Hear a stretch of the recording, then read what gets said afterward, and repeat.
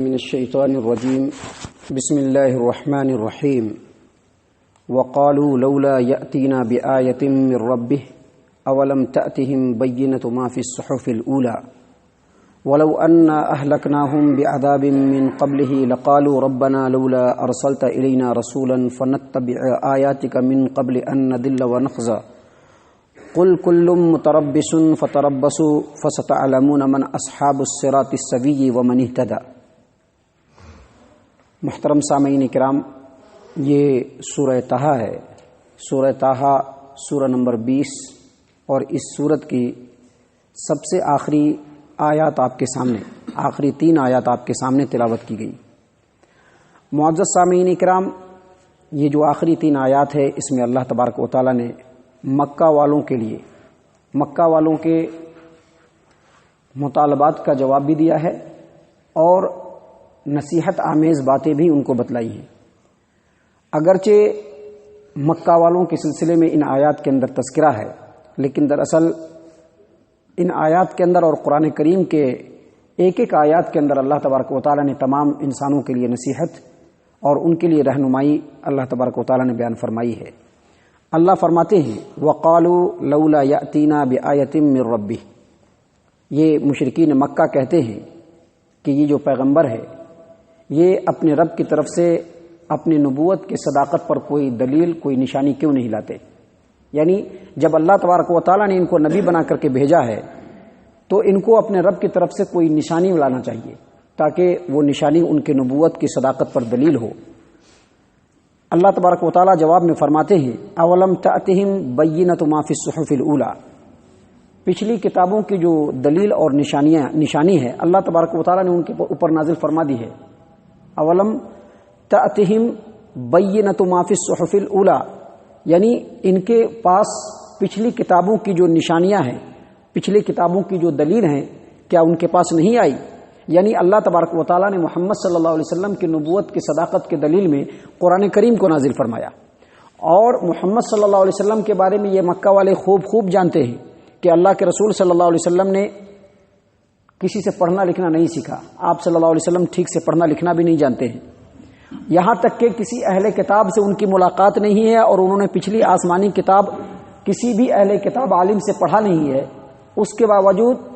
قرآن کریم جیسی عظیم کتاب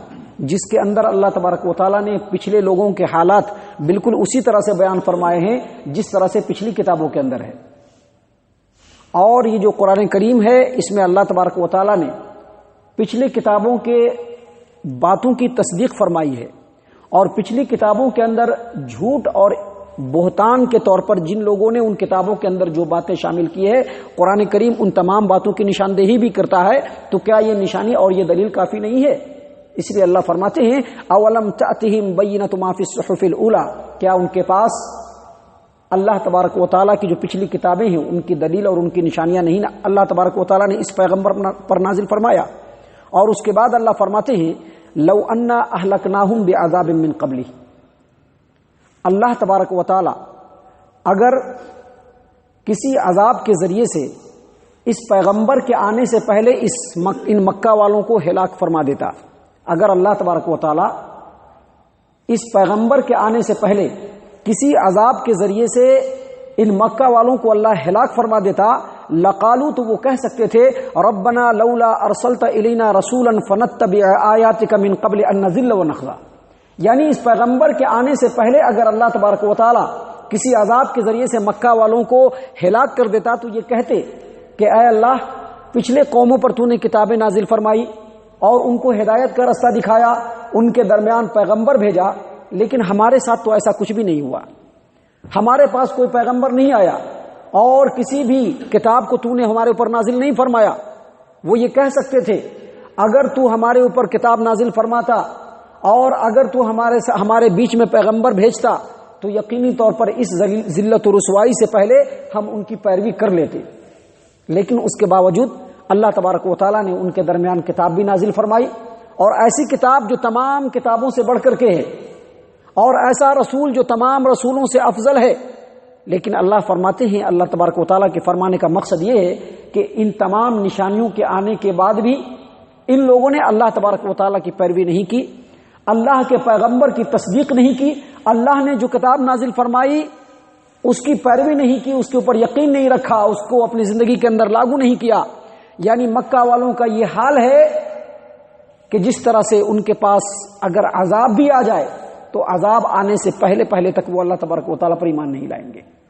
اسی لیے اللہ تبارک و تعالیٰ نے آخر میں بالکل فیصلہ کن انداز میں کہا، قل کل متربص فتربصوا، آپ ان سے کہہ دیجئے اے محمد صلی اللہ علیہ وسلم، ہر ایک اپنے اپنے انجام کار کے انتظار میں ہے، یعنی کس کا کیا انجام ہونے والا ہے سب اسی کے انتظار میں ہے۔ نبی اکرم صلی اللہ علیہ وسلم جب مکہ کے اندر نبی بن کر کے مبعوث ہوئے اور اس کے بعد عرب کے اندر جب آپ صلی اللہ علیہ وسلم کی دعوت پھیلنے لگی اور جب مشرکوں اور مسلمانوں کا معاملہ بالکل بیچ کا ہو گیا تو سب لوگ انتظار کر رہے تھے کہ پتہ نہیں اب اونٹ کس کروٹ بیٹھے۔ اللہ تبارک و تعالیٰ نے اسی بات کی طرف اشارہ کرتے ہوئے کہا ہے کہ آپ ان سے کہیے کہ ہر ایک اپنے اپنے انجام کے انتظار میں ہے، فتربصوا، لہذا تم بھی انتظار میں رہو، اور ان قریب تم لوگ جان لوگو گے من اصحاب الصراط السوی ومن اہتدی، کہ کون سیدھے راستے پر ہے اور کون زیادہ ہدایت پر ہے۔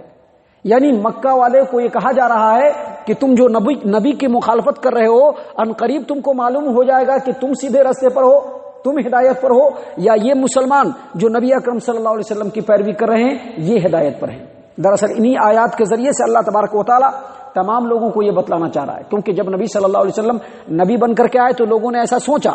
لیکن جب مکہ فتح ہو گیا